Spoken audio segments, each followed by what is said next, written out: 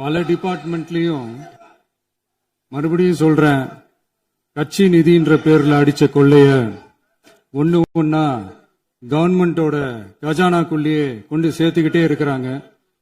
இப்பவும் சொல்றேன், மக்கள் பணத்துல இருந்து ஒரு பைசா கூட தொடமாட்டோம், தொடவும் விடமாட்டோம், தொட்டா விடமாட்டோம், இதுக்கு முன்னாடி தொட்டவங்களையும் விடமாட்டோம்.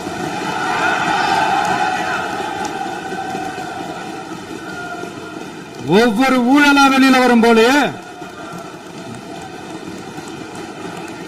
ஒவ்வொரு வேஷமா கலைஞ்சிரும் போலயே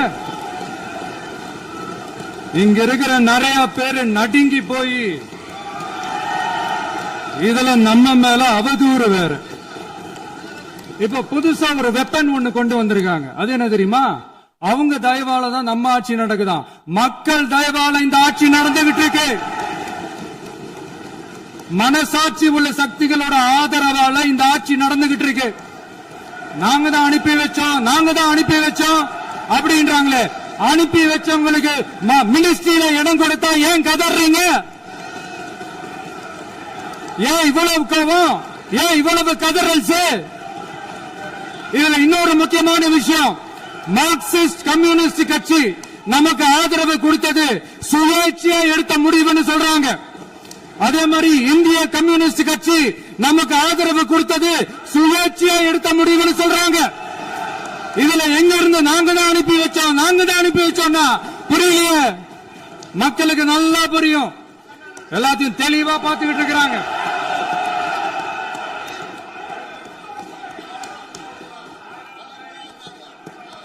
முதலமைச்சர் கண்டினியூ பண்ணலாம். மாண்பு முதலமைச்சர்.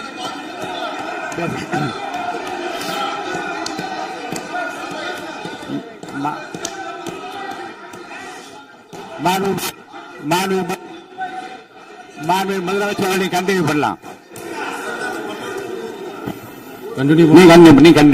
நீ கண்டினியூ பண்ணலாம். பொட்டி பெட்டியா பணத்தை வச்சுக்கிட்டு, பெட்டியை வச்சு எல்லாம் செஞ்சுக்கிட்டு, போதைப் பொருள் பாதுகாவல் கழக மாடல் அரசாங்கம் செஞ்ச ஒவ்வொரு ஊழலா வெளியில வந்துகிட்டு இருக்கு.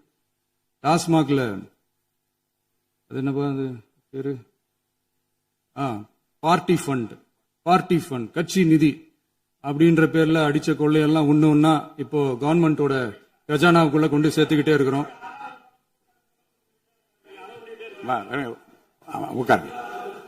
மாண்புமிகு முதல்வர்கள் பதிலுரைக்கு பிறகு நேரம் தர அப்ப அவங்க பேசட்டும். அவங்கள பேச அனுமதி. உட்காருங்க.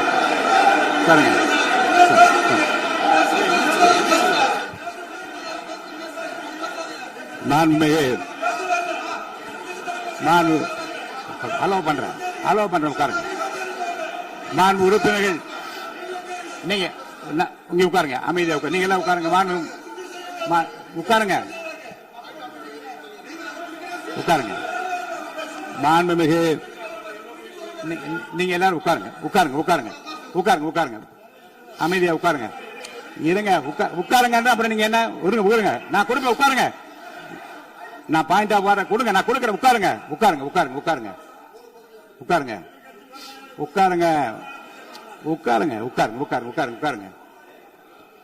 மாண்புமிகு முதல்வர் அவர்கள் கோர்வையாக நிதானமாக சொல்லிக்கொண்டே இருக்கிறார். நீங்க குறிப்பெடுத்து வைத்துக் கொள்ளுங்கள். பேசி முடித்தவுடன் நான் உங்களுக்கு அவகாசம் தருகிறேன். நீங்க ஒண்ணு சொல்லுங்க, என்ன என்பது நீங்க சொல்லுங்க. சொல்லுகிற வாய்ப்பை நான் உங்களுக்கு தருகிறேன். இப்போது மாண்புமிகு முதலமைச்சர் உங்கள் உரையை தொடரலாம்.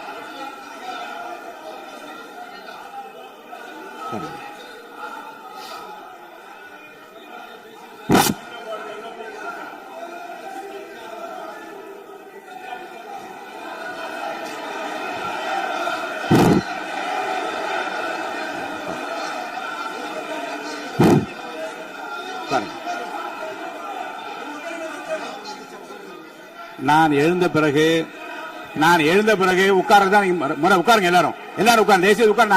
நான் அலோவ் பண்றேன். உட்காருங்க. அமைதியா உட்காருங்க. நான் அலோவ் பண்றேன். அமைதியா உட்காருங்க. அங்க இருந்து குரல் கொடுக்காதீங்க. உட்காருங்க.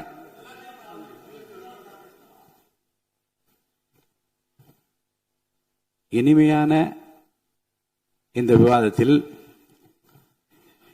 இதுவரை குறுக்கீடுகள் இல்லாமல்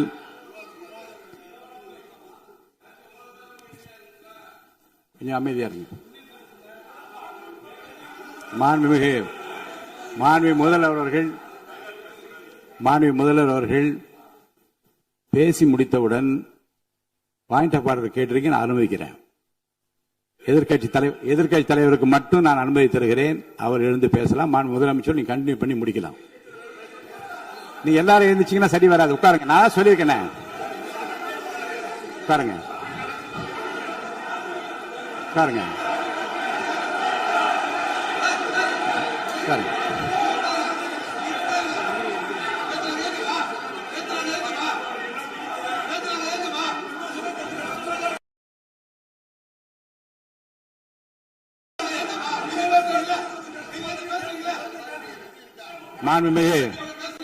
மாண்பு உறுப்பினர் அமைதி காக்க வேண்டும். நேற்று எதிர்க்கட்சி தலைவர் பேசுகிற போதும் அவர் பேசுகிற எல்லாவற்றுக்கும் நான் அனுமதி அளித்தேன். அதுல பாயிண்ட் ஆஃப் கேளுங்க. அந்த விவாதத்தில் கேளுங்க. இப்போதும் மாண்புமிகு முதலமைச்சர் அவர் பேசி முடித்த பிறகு நான் உங்களுக்கு அதுக்குரிய அவகாசத்தை தருகிறேன். நீங்க கேள்வி கேளுங்க. கேட்கிற உரிமையும் விளக்கத்தை பெற்றுக்கொள்ள உரிமை உங்களுக்கு இருக்கிறது. அதற்கு அவகாசம் நான் தருகிறேன்.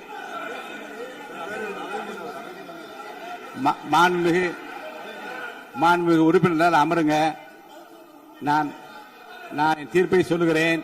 மாண்புமிகு முதலமைச்சர் அவர்கள் பேசி முடித்தவுடன் எதிர்க்கட்சி தலைவருக்கு அந்த வாய்ப்பை நான் தருகிறேன். நிச்சயமா அந்த கேள்வி கேட்கலாம். உட்காருங்க எல்லாரும். பேரவை முன்னவர் பேசுங்க.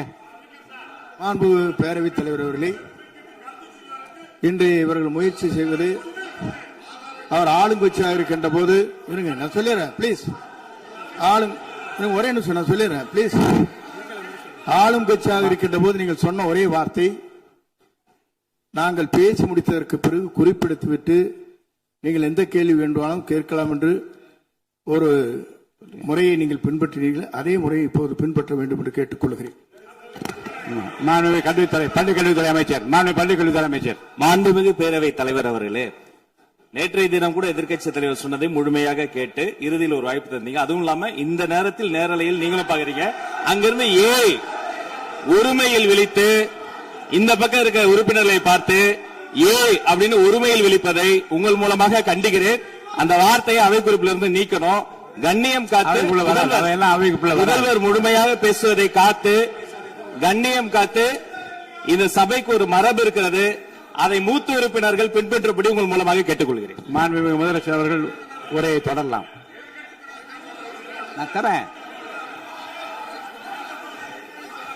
நான் உறுதியாக மாண்புமிகு முதலமைச்சர் அவர்கள் பேசி முடித்தவுடன் எதிர்க்கட்சி தலைவருக்கு அந்த வாய்ப்பு தரப்படும் என்பதை உறுதியாக சொல்லிவிட்டேன்.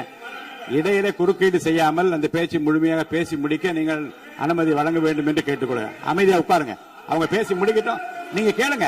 நான் என்ன சொல்றேன், கேட்கிற உரிமையும் விளக்கத்தை கேட்டு பெற உரிமை உங்களுக்கு இருக்கிறது. ஆனா இடையிலே குறுக்கீடு செய்யாமல் அதை முடிக்கும்படி நான் கேட்டுக்கொள்கிறேன். மாண்புமிகு முதலமைச்சர் அவர்கள் தொடர்ந்து நீங்க பேசலாம்.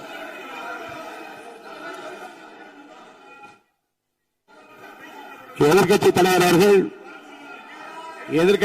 அவர்கள் உங்கள் கட்சியினுடைய உறுப்பினரை அமைதிப்படுத்த வேண்டும் என்று நான் கேட்டுக்கொள்கிறேன். உங்களுக்கு வாய்ப்பு தரவில்லை என்றால் அவர் எழுந்து நிற்பதில் நியாயம் இருக்கு. வாய்ப்பு தரப்போகிறேன். மாண்புமிகு முதலமைச்சர் அவர்கள் பேசி முடித்தவுடன் உங்களுக்கு வாய்ப்பு தரப்படும்.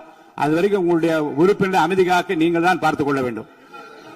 மாண்புமிகு அவை முன்னவர். மாண்புமிகு பேரவைத் தலைவர் அவர்களே, அவர் அப்போது சொன்னது வேறு, இப்போது நடந்து கொள்கிற முறைகள் வேறாக இருக்கிறது. அன்றைக்கு அவர் சொல்லுகிற போது அமைச்சர் அத்தனை பேரும் பேசி முடித்ததற்கு பிறகு உங்களுடைய கருத்துக்கள் ஏதாவது தெரிவிக்கலாம். இப்போது பின்பற்றினால் நன்றாக இருக்கும். நீங்கள் அதற்காகத்தான் சொன்னீர்கள். முதலமைச்சர் பேசியதற்கு பிறகு எதிர்க்கட்சி தலைவர் அவர்கள் பேசுவதற்கு வாய்ப்பளிக்கிறோம் என்று சொல்லியிருக்கிறார்கள். ஆகவே அந்த வாய்ப்பை நீங்கள் இல்ல அது பதில் சொல்லணும்னு கேட்டிருக்காங்க. பதில் சொல்லணும் சொல்லியிருக்காங்க. பதில் சொல்லினா தங்க பிரச்சனை இல்ல. அப்படி இல்ல. ஆகவே இல்ல நேற்றைய தினம் நீங்கள் அப்படி பேசிக் கொண்டது ஆறாவது இல்ல. நேற்றைய தினம் உங்கள் பேசுகிற போது ஆறாவது குறுக்கிட்டார்களா? நீங்கள் பேசுகிற போது யாருமே குறுக்கிடவில்லை. நீங்க எவ்வளவு பேசினீர்கள், எவ்வளவு வார்த்தைகள் பேசினீர்கள் என்பதெல்லாம் எங்களுக்கு தெரியும். யாருமே இதில் குறுக்கிடவில்லை. இது முதலமைச்சர் எங்கள் முதலமைச்சர் எதிர்க்கட்சி தலைவர் பேசுகிறவர் யாரும் குறுக்கிட வேண்டாம் என்று சொன்னார்கள். அதை நாங்கள் பின்பற்றினோம். ஆனால் இன்றைக்கு நீங்கள் பின்பற்றவில்லை என்றால் வேதனையாக இருக்கிறார். முன்னவர் நேற்று எதிர்க்கட்சி தலைவர்கள் பேசுகிற போது அடுக்கடுக்காக குற்றச்சாட்டுல வைத்தார். இப்போ அதற்குரிய மாண்புமிகு பொதுப்பணித்துறை அமைச்சர்கள் காலையில் அலுவலகத்தை சந்தித்து அவர்கள் சாட்டிய குற்றச்சாட்டுகளுக்கெல்லாம் ஆதாரங்களை தான் நான் கொண்டு வந்திருக்கிறேன் என்று சொன்னேன். நான் நேற்று அந்த விஷயம் நேற்றோடு முடிந்து விட்டது. ஆதாரங்களை கொடுங்கள், தக்க நேரத்தில் இதை பற்றி சொல்ல வேண்டிய நேர்ந்தால் நான் இதெல்லாம் ஆய்வு செய்து உரிய நேரத்தில் அவை குறிப்பில் ஏற்றுவதற்கு முன்பாக அவரிடம் காட்டி அதற்கு பிறகு அதை பற்றி முடிவெடுக்கும் என்று நான் சொன்னேன். இப்போதும் சொல்லுகிறேன், மாண்பு முதலமைச்சர் அவர்கள் பேசிக் கொண்டிருக்கிறார், பேசி முடிக்கட்டும். எதிர்க்கட்சி தலைவருக்கு உறுதியாக நான் வாய்ப்பு தருவேன். அவர் கேள்விகளை முன்வைக்கலாம், விளக்கங்களை பெறலாம். இப்போதைக்கு பேரவைத் தலைவர் என்ற முறையில் என்னுடைய முடிவு இதுதான். அவையில் இருக்கக்கூடிய உறுப்பினர்கள் அமரும்படி நான் கேட்டுக்கொள்கிறேன். நான் முதலமைச்சர் அவர்கள் பேச வேண்டிய போ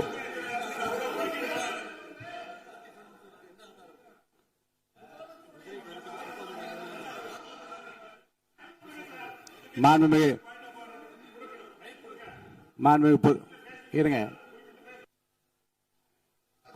அதை முன்னவர் முடிக்கட்டும். பேரவைத் தலைவர் அவர்களே, நேற்றைய தினம் நீங்கள் முழுமையாக பேசினீர்கள். உங்கள் பேச்சுக்கள் எப்படி இருந்தது என்பதும் நாடு அறியும். இருந்தாலும் கூட நாங்கள் அமைதியாக இருந்தோம். இல்ல நீங்க இருங்க, ஒவ்வொரு வார்த்தைக்கு இருங்க. நீங்க மின்வெட்டையில நீங்க சொன்னீங்க, உங்களுடைய முன்னாள் அமைச்சர் ஆற்காடு வீராசாமி இருக்கிற போது மின்வெட்டால் தான் நாங்கள் ஆட்சியே மாறியது என்றெல்லாம் சொன்ன கதையெல்லாம் இருக்கு. அதெல்லாம் சொன்னோம்னாங்க, நாங்களே அமைதியா இருந்தோம். அதுக்காக நீங்க தயவு செய்து எதிர்கட்சி தலைவருக்கு வாய்ப்பளிக்கிறார்கள். அந்த வாய்ப்பை நீங்கள் அவர் முதலமைச்சர் பேசுவதற்கு பிறகு பேசினால் அழகாக இருக்கும். அவை முன்னர் பள்ளிக்கல்வித்துறை அமைச்சர் மாண்புமிகு பேரவைத் தலைவர் அவர்களே, அவர் ஒரே ஒரு வார்த்தையை தான் சொன்னார். பார்ட்டி ஃபண்ட் என்ற வார்த்தையை கேட்டு எதிர்க்கட்சி நண்பர்கள் கோபப்படுகிறார்கள். ஆனால் அதன் மீது உங்களுக்கு பாயிண்ட் ஆஃப் ஆர்டர் தருவதாகவும் நீங்கள் வந்து சட்டப்பேரவைத் தலைவர் சொல்கிறீர்கள். நேற்றைய தினம் இதே போல வெற்றி தலைவர் அவர்களினுடைய வழிகாட்டில் வளர்ந்த நாங்கள் சகிப்புத்தன்மையோடு அவர்கள் பல வார்த்தைகள் சொன்னார்கள். புதிதாக சோஃபா மாடல் என்றார்கள், குதிரை பேரம் என்றார்கள், எத்தனையோ வார்த்தைகள் சொன்ன போது சகிப்புத்தன்மையோடு அதை கேட்டு பொறுமையாக இருந்தோம். இவர்கள் குதிரை பேரம் எல்லாம் அவைக்குள் நீக்கப்பட்டு விட்டது. சரி, சோஃபா மாடல் என்று சொன்னார்கள். ஆதாரம் கேட்டு இப்படி எழுந்து நாங்கள் கொந்தளிக்காமல் ஒரு சட்டமன்றத்தில் ஒரு உறுப்பினர் எப்படி நடந்து கொள்ள வேண்டும் என்பதற்கு எடுத்துக்காட்டாக தமிழக வெற்றி கழகத்தின் உறுப்பினர்கள் நடந்து கொண்டார்கள்.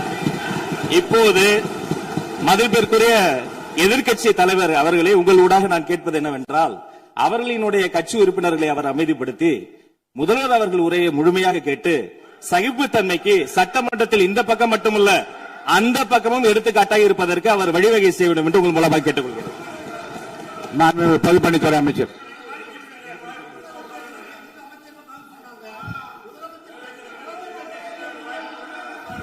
மாண்புமிகு பேரவைத் தலைவர் அவர்களே, திராவிட முன்னேற்ற கழகம் முதல் நாளில் இந்த சபையுடைய மரபையும் பாரம்பரியத்தை பற்றியும் நமக்கு வகுப்படுத்தார்கள். அந்த மரபுப்படி எங்களுடைய தலைவருடைய வழியில் இந்த சட்டசபையுடைய நிகழ்வுகளில் நாங்கள் கலந்து கொண்டிருக்கிறோம். நேற்று எதிர்க்கட்சி தலைவர் பேசும்பொழுது எவ்வளவோ வார்த்தைகள் உண்மைக்கு புறம்பாக சட்டத்திற்கு எதிராக ஒரே நிமிஷம் பேசுறேன். சட்டத்திற்காக பேசும் பொழுது நாங்கள் அமைதியாக இருந்தோம். ஒரு 2-3 முறை தான் வந்து அவரு பேசும்போது மினிஸ்டர்கள் நின்னாங்க. ஆனா இன்னைக்கு மாண்புமிகு முதலமைச்சருடைய முதல் உரை, கடந்த 4 நாட்களாக திராவிட முன்னேற்ற கழகம் முதலமைச்சர் ஏன் பேசலன்னு சொல்லிட்டே இருந்தாங்க. இன்னைக்கு பேச ஆரம்பிச்ச உடனே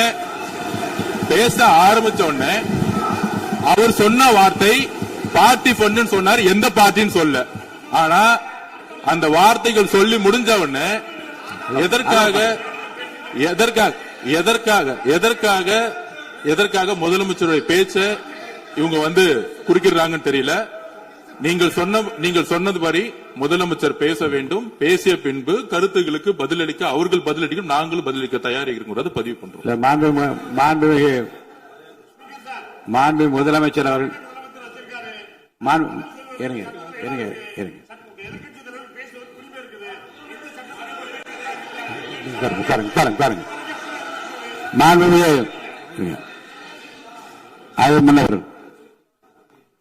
மரபு இருக்கிறது, எப்போது வேணா பாயிண்ட் ஆஃப் ஆர்டர் இருக்கலாம். இருந்தாலும் கூட நீங்க அந்த மரபை நீங்க கடைபிடிச்சீங்களா உங்க ஆட்சியில?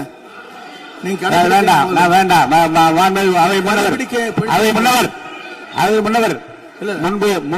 முன்பு எப்படி நடந்தால் என்பதை பற்றியோ, முன்பு நடந்த நிகழ்வுகள் பற்றியோ நீங்கள் சொல்லி மீண்டும் மீண்டும் இந்த அவையினுடைய மாண்பை குறைக்க வேண்டாம் என்று நான் கேட்டுக்கொள்ள வேண்டாம். இப்போது உள்ள பிரச்சனை, மாண்பு முதலமைச்சர் அவர்கள் தன்னுடைய பேச்சை உறுதி செய்து முடிக்க வேண்டும். அவர் முடித்த பிறகு எதிர்க்கட்சி தலைவருக்கு நான் நிச்சயமாக வாய்ப்பு தருவேன். அவர் கேள்வி கணைகளை தொடுக்கலாம், சந்தேகங்களை கேட்கலாம், விளக்கம் தருவதற்கு மாண்பு முதலமைச்சர் அவர்கள் தயாராக இருக்கின்றார். அமைதியாக என்னை அமரும்படி நான் கேட்டுக்கொள்கிறேன். இப்ப நான் அனுமதிக்க முடியாது. மாண்பு முதலமைச்சர் உரையை தொடரலாம்.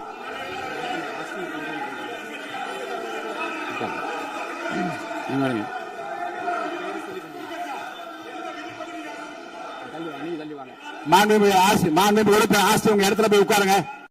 மாண்பு உறுப்பினர் ஆஸ்தின், நீங்க ஒரு மூத்த உறுப்பினர், சபை விதிகளை நன்கு தெரிந்த ஒரு உறுப்பினர், நீங்க போய் இடத்துல உட்காருங்க. முதல்ல மாண்பு முதலமைச்சர் அவர்கள் உரையை தொடரலாம். இப்போது எந்த விதமான பாயிண்ட் ஆஃப் ஆர்டர்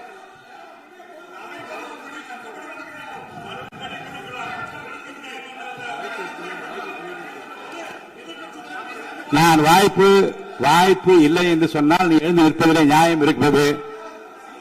உட்காருங்க. வாய்ப்பு உறுதியாக எதிர்க்கட்சி தலைவருக்கு பாயிண்ட் ஆஃப் ஆர்டர் மட்டுமல்ல, உட்கார்ந்து அவர் பேசிய பேச்சுக்களை என்னென்ன இருங்க, என்ன உங்களுக்கு சந்தேகம் இருக்கிறதோ, வினாக்கள் இருக்கிறதோ அதை நீங்க கேட்கலாம். அவர் பதில் சொல்வதற்கு தயாராக இருக்கிறார். பேசி முடிக்கின்ற வரை அமைதி காக்கும்படி உங்களை நான் கேட்டுக்கொள்கிறேன். மாண்புமிகு எதிர்க்கட்சி தலைவர் முழு ஒத்துழைப்பை நீங்கள் தர வேண்டும் என்று நான் எதிர்பார்க்கிறேன்.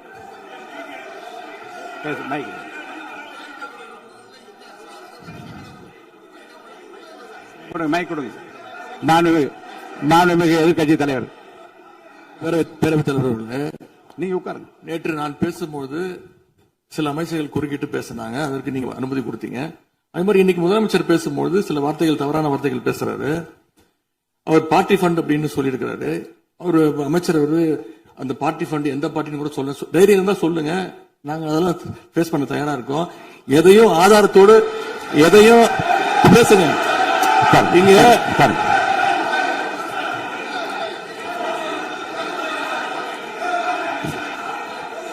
அது மாதிரி பேரவைத் தலைவர் அவர்களே, நேற்று நான் பேசி முடிஞ்சோடனே நீங்க அவை முடிஞ்சிருச்சுன்னு சொல்லிட்டீங்க.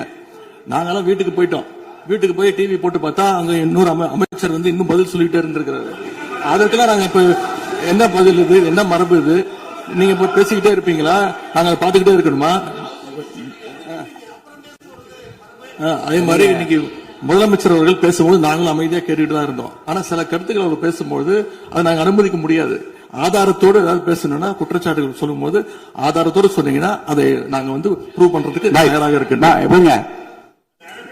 மாண்புமிகு உறுப்பினர் அவர்கள் இருங்க. நேற்று மாண்புமிகு எதிர்க்கட்சி தலைவர்கள் பேசியதும், மாண்புமிகு பொதுப்பணித் தலைவர்கள் பேசியதும் ஆதாரம் இல்லாமல் பேசக்கூடாது, செய்து நீக்கப்பட வேண்டியது நீக்கும் என்று சொன்னேன். இப்போது மாண்புமிகு முதல்வர் அவர்கள் பேசி முடிக்கட்டும்.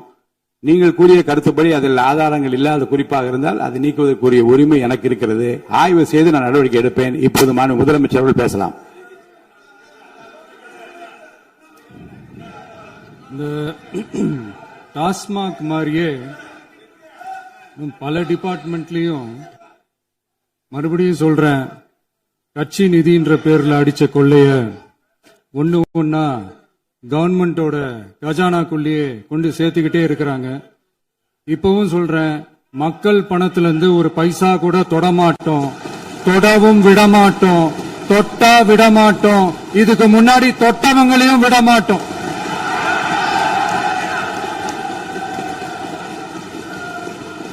ஒவ்வொரு ஊழலா வெளியில வரும் போலயே ஒவ்வொரு வேஷமா கலைஞ்சிரும் போல இங்க இருக்கிற நிறைய பேரு நடுங்கி போய் இதுல நம்ம மேல அவதூறு வேற. இப்ப புதுசா ஒரு வெப்பன் ஒண்ணு கொண்டு வந்திருக்காங்க. அது என்ன தெரியுமா? அவங்க தயவால தான் நம்ம ஆட்சி நடக்குதாம். மக்கள் தயவால இந்த ஆட்சி நடந்துகிட்டு இருக்கு.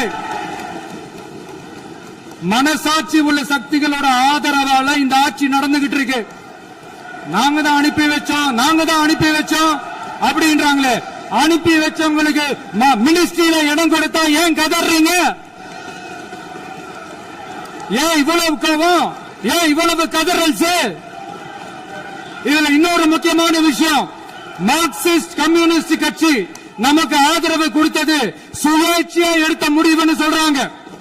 அதே மாதிரி இந்திய கம்யூனிஸ்ட் கட்சி நமக்கு ஆதரவு கொடுத்தது சுயேட்சையா எடுத்த முடிவுன்னு சொல்றாங்க. இதுல எங்க இருந்து நாங்க தான் அனுப்பி வச்சோம்னா புரியலையே. மக்களுக்கு நல்லா புரியும். எல்லாத்தையும் தெளிவா பார்த்துக்கிட்டு இருக்கிறாங்க.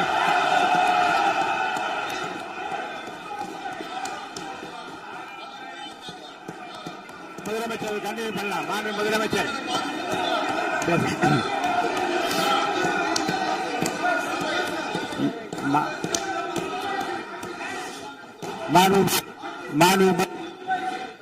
மாண்பு முதலமைச்சர் கண்டினியூ பண்ணலாம்.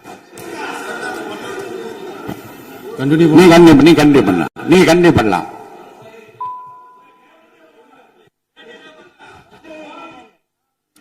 இந்த சமூக நீதி அரசுன்னு சொல்றவங்களை பார்த்து கேட்கிறேன், நம்ம பட்டியலின சகோதரர்களுக்கு எத்தனை அமைச்சர் பதவிக்கு